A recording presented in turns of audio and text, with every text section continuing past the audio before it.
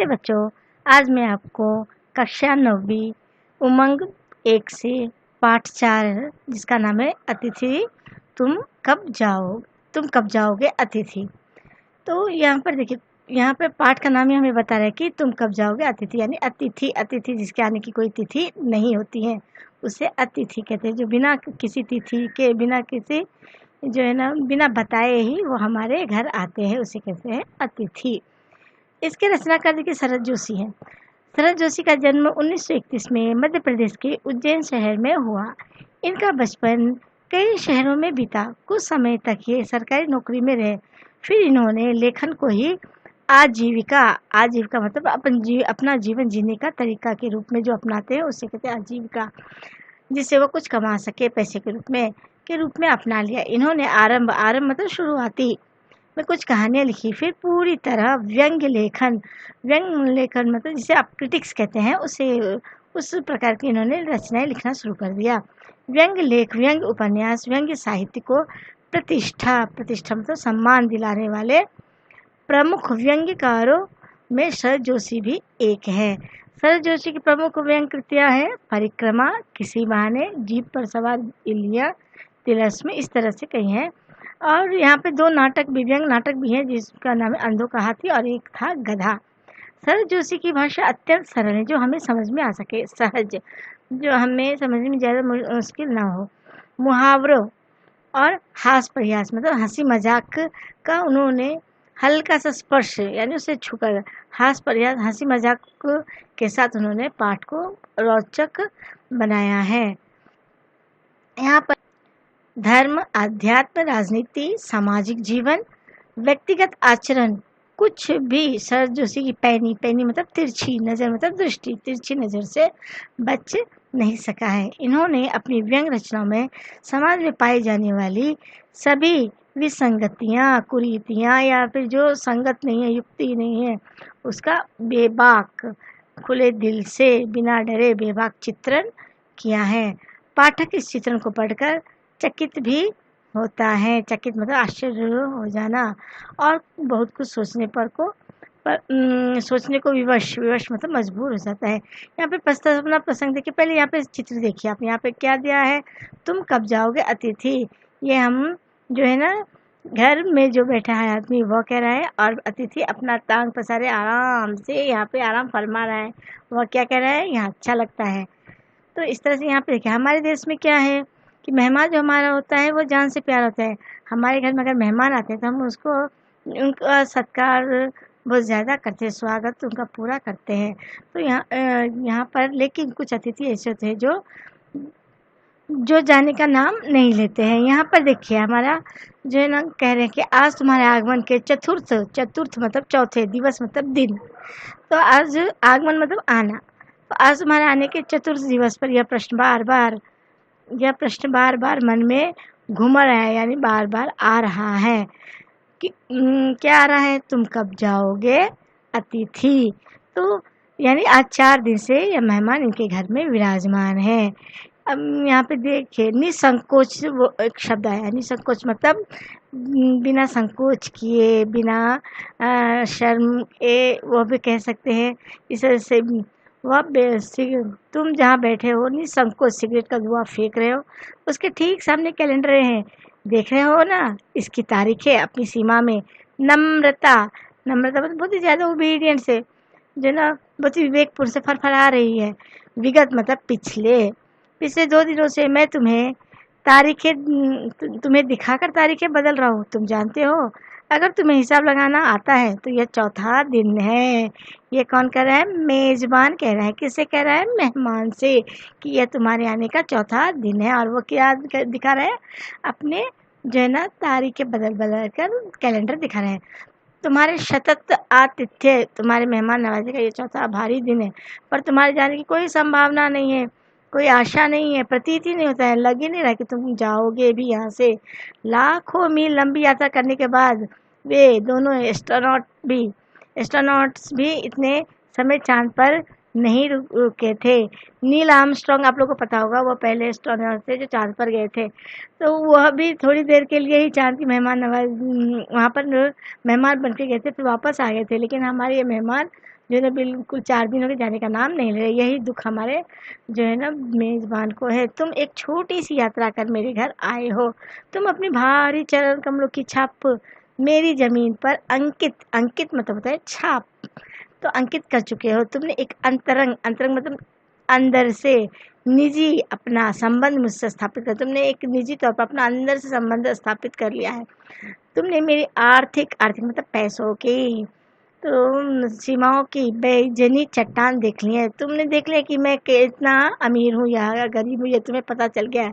तुम मेरी काफ़ी मिट्टी खो चुके हो, बहुत ज़्यादा तुम्हारा स्वागत है, तुम बहुत खर्चा करा चुके हो यहाँ पे। काफ़ी मिट्टी खो चुकना मतलब ज़्यादा पैसा खर्च करा देना इस पाठ में है। अब तुम लौट जाओ अतिथि, तुम्हारे जाने के लिए यह उच्च समय अर्थात हाई टाइम है। क्या तुम्हारी पृथ्वी नहीं पुकारते हैं? यहाँ पे देखिए इन्होंने कितना सुंदर अंग्रेजी शब्दों का भी उपयोग किया है। उस दिन जब तुम आए थे मेरा हृदय मन किसी अज्ञात, अज्ञात जो हमें पता ना हो, ऐसी आशंका डर से धड़क उठा था। अंदर ही अंदर कहीं मेरा बटुआ भी कांप गया। यहाँ पर उसके बावजूद एक स्नेह भीगी मतलब प्यार भरी मुस्कुराहट के साथ मैं तुमसे गले मिला था और मेरी पत्नी ने मैं सादर नमस्ते किया था। तुम्हारे सम्मान में ओ अतिथि, हमने रात के भोजन को एकाएक मतलब एकदम से उच्च मध्यम वर्ग मतलब श्रेणी, हम लोग जो ना हाई मिडिल क्लास, उच्च मध्यम से मिडिल क्लास, तो हाई मिडिल क्लास की तरह उस क्लास में जाकर उस तरह के डिनर में बदल दिया था। तुम्हें स्मरण यानी याद होगा कि 2 सब्जियां और रायते के अलावा हमने मीठा भी बनाया था। इस सारे उत्साह मतलब जोश, पहले दिन जो है ना हम लोगों में भी ज़्यादा जोश था। तो इस सारे उत्साह और लगन के मूल में एक आशा थी। इतना उत्साह हमने इसलिए इतना हमने उत्साह दिखाया था कि शायद तुम चले जाओगे, आज रहोगे कल चले जाओगे, लेकिन आशा थी कि दूसरे दिन किसी रेल से एक शानदार मेहमान नवाजी की छाप अपने हृदय मतलब मन में ले तुम चले जाओगे। हम तुम रुकने के लिए आग्रह करेंगे, आग्रह मतलब निवेदन करेंगे, मगर तुम नहीं मानोगे और एक अच्छे अतिथि की तरह चले जाओगे। पर ऐसा नहीं हुआ। दूसरे दिन भी तुम अपनी अतिथि सुलभ मुस्कान लिए, सुलभ मतलब सरल मुस्कुराहट लिए घर में ही बने रहे। हमने अपनी पीड़ा मतलब दुख दर्द पी ली और प्रसन्न बने रहे। अब कार्य क्या कर, अगर अतिथि नहीं जाएंगे, मेहमान नहीं जाएंगे, तो हमें उसका स्वागत तो करना ही पड़ेगा। स्वागत सत्कार के जिस उच्च बिंदु पर तुम्हें ले जा चुके थे, अब तुम्हारा इतना अच्छा स्वागत किया था, तो फिर उससे हम एकदम से नीचे तो नहीं गिर सकते। तो हमने वहाँ से नीचे उतर हमने फिर दोपहर के भोजन को लंच की गरिमा मतलब प्रतिष्ठा प्रदान की। रात्रि मतलब रात, ये जो है ना तत्सम रूप है। तो तुम्हें सिनेमा दिखाया, हमारे सत्कार का यह आखिरी छोर था। अब हमें इससे ज़्यादा शक्ति नहीं थी जिससे आगे हम किसी के लिए इस आगे नहीं बढ़े। उसके तुरंत बाद भावभीनी विदाई का वह भीगा क्षण मतलब पल आ जाना चाहिए था, यानी दूसरे दिन तुम चले जाना चाहिए था, लेकिन यह अतिथि यहाँ पर नहीं जाता है और अतिथि अभी भी बना हुआ रहता है। अब 2 दिन तो बीत गए, तीसरे दिन भी हमारे मेहमान वहीं पर टिके हैं। अब घर का हाल देखिए। तीसरे दिन सुबह तुमने मुझसे कहा मैं धोबी के कपड़े देना चाहता हूँ। ये आघात मतलब चोट अप्रत्याशित था। अप्रत्याशित मतलब जिसके आशा हमें नहीं थी, जिसकी कल्पना हमें नहीं थी वह, और इसकी चोट मार्मिक यानी दिल को छूने वाली थी कि अब तुम्हारे कपड़े भी हम तुम धोबी को दे। तुम्हारे सामीप्य मतलब नज़दीकी कि एक बेला एकाएक यूं रबर की तरह खिंच जाएगी तुम्हारी नजर, इसका मुझे अनुमान अंदाजा न था। पहली बार मुझे लगा कि अतिथि सदैव देवता नहीं होता है, वह मानव और थोड़े अंशों में राक्षस भी होता है। यहाँ पे देखिए यह पंक्ति जो लेखक ने किया बहुत ही महत्वपूर्ण पंक्ति है। अतिथि सदैव देवता नहीं होता है। देवता क्या होते हैं, थोड़ी देर के लिए आते चले जाते हैं, तो अतिथि भी उसी तरह से होना चाहिए कि थोड़ी देर के लिए आते और चले जाना चाहिए। लेकिन कभी कभी अतिथि राक्षस, मतलब राक्षस किसे हम कहते हैं, राक्षस वो होता है जो हमें सताते हैं, तो वो चाहे प्रत्यक्ष रूप से या अप्रत्यक्ष रूप से, तो वह मानव और थोड़े अंशों में राक्षस भी होता है। इसीलिए लेखक ने अतिथि की तुलना राक्षस से कर दी है, क्योंकि वह लेखक को सता रहा है अप्रत्यक्ष रूप से। यहाँ पर देखिए किसी लॉन्ड्री पर देते जल्दी धुल जाएंगे, मैंने कहा। मन ही मन एक विश्वास आशा पल रहा था कि तुम्हें जल्दी जाना है। अब इस तरह से पत्नी को तो डर लग जाता है, और उनकी पत्नी को यह अच्छा नहीं लगा कि मेहमान इतने दिनों से पड़े हैं घर में। तो पत्नी अपनी आंखों से लेखक को डराती है। तो यहाँ पे देखिए, बड़ी बड़ी एकाएक यानी एकदम से पत्नी की आंखें बड़ी बड़ी हो गई लॉन्ड्री के नाम पर। आज से कुछ बरस पूर्व उनकी ऐसी आंखें देखकर मैंने अपने अकेलेपन की यात्रा समाप्त कर दी थी। यानी लेखक अपनी पत्नी की आंखों को देखकर ही उस पर फिदा हो गया और उनसे शादी कर ली। लेकिन अब जब भी यही आंखें बड़ी बड़ी होती है तो उन्हें डर लगता है। क्यों? क्योंकि पत्नी किसी न किसी रूप में जरूर मुझसे झगड़ा करेगी। तो यहाँ पर भी वही होते हैं। अब लेखक वही बात अपनी व्यथा बता रहे हैं। जब अब वे अपनी आंखें बड़ी होती है तो मन छोटा होने लगता है। वे आशंका और भय से बड़ी हुई थी कि अतिथि अधिक दिनों तक ठहरेगा। अब हम मेरी पत्नी की आंखें बड़ी इसलिए होती है क्योंकि उन्हें जो ना समझ गई थी कि अतिथि अभी जाने वाले नहीं है, और आशंका निर्मूल नहीं थी, बिना कारण नहीं था। आशंका का मतलब होता है संदेह। अतिथि तुम जा नहीं रहे, लॉन्ड्री पर दिए कपड़े धुलकर आ गया और तुम यही हो। तुम्हारे भारी भरकम शरीर से सलवटे पड़ी चादर बदली जा चुके हैं, यानी एक बार चादर बदल चुकी है और फिर भी तुम जाने का नाम नहीं ले रहे हो। और तुम्हें देखकर फूट पड़ने वाली मुस्कुराहट धीरे धीरे फीकी पड़ रही है और लुप्त लुप्त मतलब गायब हो गई है। यहाँ पे धीरे धीरे देखिए पुनरुक्ति शब्द आया है इस पाठ में।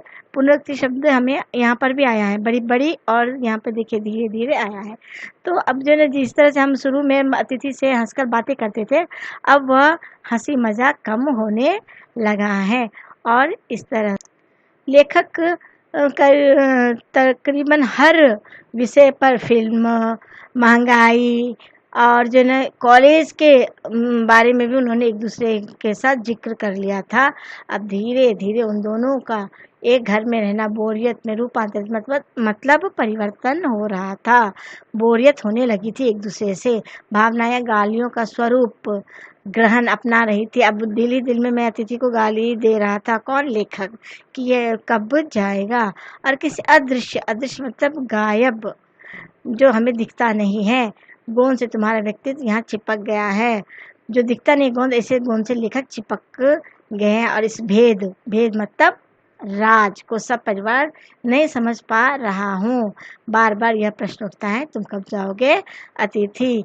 और फिर धीरे से पति पत्नी के बीच बातें होती है कि ये अतिथि कब जाएंगे, अपना बोरिया बिस्तर समेट कर कब यहाँ से जाएंगे। गोलाकार का मतलब होता है बोरिया बिस्तर समेट लेना।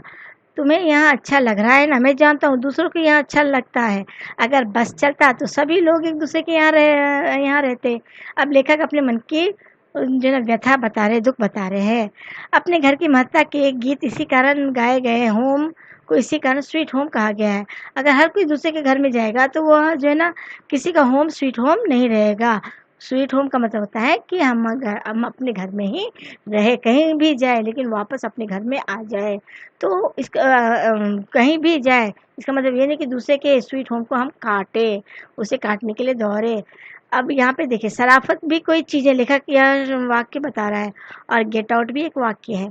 लेखक चाहे तो वो गेट आउट भी कह सकता है, लेकिन जो ना हमारे लेखक शरीफ है, अच्छे इंसान, इसलिए वो ऐसा करना नहीं चाहते हैं, गेट आउट बोलना नहीं चाहते। लेकिन मेहमान को भी अपनी शराफत दिखानी चाहिए, वो भी चुपचाप यहाँ से चला जाना चाहिए। यहाँ पर देखिए अपने खराटों से एक और रात गुंजायमान, गुंजाय मतलब खराटे भरते हैं, पूरा शोर मचाना करने के बाद कल जो किरण तुम्हारे बिस्तर पर आएगी वह तुम्हारे यहाँ आगमन का बाद 5वें सूर्य की किरण होगी। यानी अब 5वां दिन हो जाएगा। 4 दिन बीत गया और जो ना 5वां दिन आने वाला है। वह अब उस सूरज की किरणें वो तुम्हें चूमेगी और घर लौटने का सम्मानपूर्ण निर्णय ले लोगे। मेरी सहनशीलता, सहनशीलता का मतलब होता है बर्दाश्त करना, तो इसकी यह अंतिम सुबह होगी। उसके बाद मैं स्टैंड नहीं कर सकूँगा, मैं जो है ना बिल्कुल भी खड़ा नहीं सकता और लड़खड़ा जाऊँगा। मैं तुम्हारा स्वागत बिल्कुल भी नहीं कर पाऊँगा। मेरे अतिथि, मैं जानता हूँ कि अतिथि देवता होता है, पर आखिर मैं भी मनुष्य हूँ, मैं कोई देवता नहीं हूँ और तुम भी देवता नहीं हो। देवता भी होते हैं, वो क्या थोड़ी देर के लिए आते हैं और चले जाते हैं। अब इससे पहले भी मैंने बताया है, मैं तुम्हारी तरह देवता नहीं। एक देवता और एक मनुष्य अधिक देर तक साथ नहीं रह सकते, नहीं रहते हैं। देवता दर्शन देकर लौट जाता है, तुम लौट जाओ अतिथि, इसी में तुम्हारा देवत्व यानी तुम्हारा मेहमान बनकर आना सुरक्षित रहेगा, तुम्हारी इज्जत रहेगी, तुम्हारा सम्मान रहेगा कि तुम लौट जाओ सम्मान पूर्वक, सुरक्षित रहेगा। यह मनुष्य अगर यह मनुष्य अपनी वाली पर उतरे, उसके पूर्व तुम लौट जाओ। अगर मैं तुम्हें गेट आउट बोलूँ, यह नौबत मुझे ना आए, ऐसी नौबत आने मत दो, तुम जो ना सम्मान पूर्वक यहाँ से अपने घर चले जाओ। यह मनुष्य अपनी वाली पर उतरे तो उसे पूर्व तुम लौट जाओ, उफ तुम कब जाओगे अतिथि। इस तरह से लेखक ने एक अतिथि के अधिक दिन टिकने पर किस तरह से घर वालों को परेशानी से, इसका बहुत ही सुंदर चित्रण और वर्णन किया है। तो मैं आशा करती हूँ कि यह वीडियो आपको पसंद आया होगा, यह पाठ अच्छी तरह से समझ में आ गया। अगर समझ में आया तो आप इसे लाइक और सब्सक्राइब जरूर कीजिए। धन्यवाद।